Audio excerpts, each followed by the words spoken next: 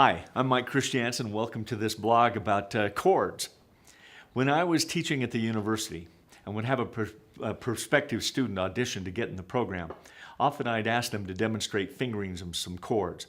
While they knew a number of chords, more often than not, their chord repertoire was a bit lacking. I might ask them to demonstrate a G major 7 chord, and they would play one, and then I'd say, could you play another one, another fingering of that same chord? And they would. In fact, they might know 2 more fingerings. Then I would say, play another G major 7. And they would say, there's another one? And I would respond, yeah, there's 27 of them. I always got a kick out of the look of amazement and the comment that would get. So how many chords are there? Thousands and thousands. Now, if you're thinking, okay, I know about 3 dozen or less, don't get depressed. You can play a lot of music with the knowledge of very few chords. It's a long process in memorizing chord possibilities and even longer in knowing how they're constructed and how they function. As a teacher, placing the chords in a usable, logical sequence for the students to learn is crucial to guitar pedagogy. I'm going to list chords in the order you should present them. First, I want to present some very basic categories of chords, and then I'll get into each category in more depth. You might also use these lists engaging your own progress in learning chords. Of course, you wouldn't put a guitar student's learning of other skills on hold for months to focus solely on chords. The sequence of learning chords can be interwoven with other skills such as reading tablature, reading standard notation, and reading rhythms, learning accompaniment patterns, and learning to improvise. But the sequence of learning chords should remain intact. In the Consonus method, we've done just that. The learning of new chords progresses at a steady rate while all the other essential skills are presented. Now here's a sequence to learn chord categories that seems to work very well. Learn the open chords, then learn power chords. In first position first. Then you could learn movable power chords. Then learn bar chords. Then slash chords, or chords over bass notes, for example, like G with an F-sharp bass. These chords are written as a chord name with a slash and then another name, and it means to play the chord on the left with the bass note written on the right in the low, as the low note in the chord. Then learn some Freddie Green style chords, sometimes called color tone chords because they don't contain a fifth, only a root, third, and the 7th or the 6th.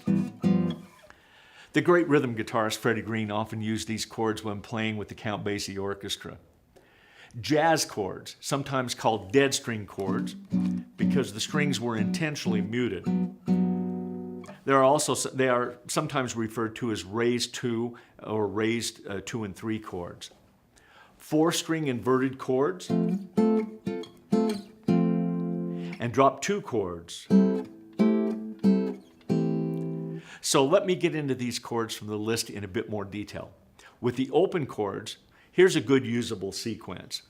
Use the basic 1 and 2 fingers G, G7, and C. Teach those first.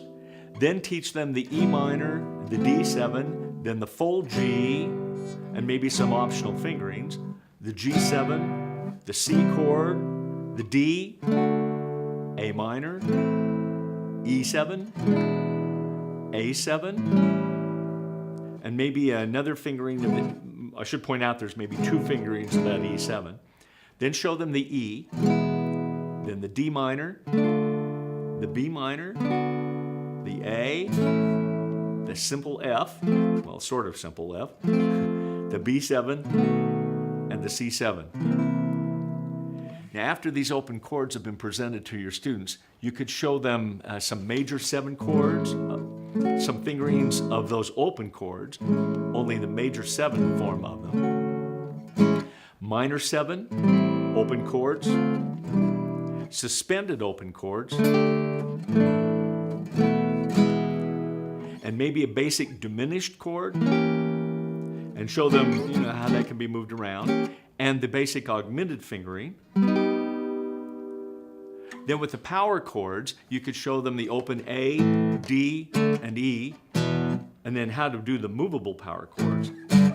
Now this would set the stage for bar chords because they've memorized where the roots are. So they could learn major, minor, seventh, and minor seventh. And maybe from two categories, so major, minor, seven, and minor seven.